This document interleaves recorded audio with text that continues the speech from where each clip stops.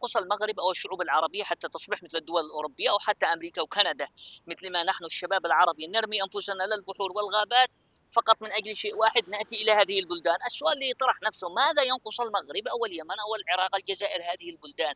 هل نحن أقل بالإمكانيات أو الثورات أو الثروات؟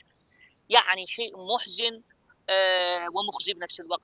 اليوم ملك المغرب يطلع يختطب بعد الكارثة هذه وكأن شيئا لم يحدث أو كأن في أحداث أخرى عم تحصل. طيب السؤال اللي بيطرح نفسه: هل المقربين من الملك في المغرب يقولوا له يعني يا سيدي يا مولاي الشعب، التعليم، الصحة، الاقتصاد، فرص العمل، يعني هل أنتم توصلوا رسالة الشعب أم من هم حولها الحاشية يقولوا الشعب يحبك والشعب يريد تقبيل قدمك وأنت وأنت وأنت؟ وكذلك الأمر ينطبق على الجزائر، ينطبق على اليمن، ينطبق على الشعوب العربية. إلى متى سنظل شعوب عربية مسلوقة تعيش حياة الغفلة؟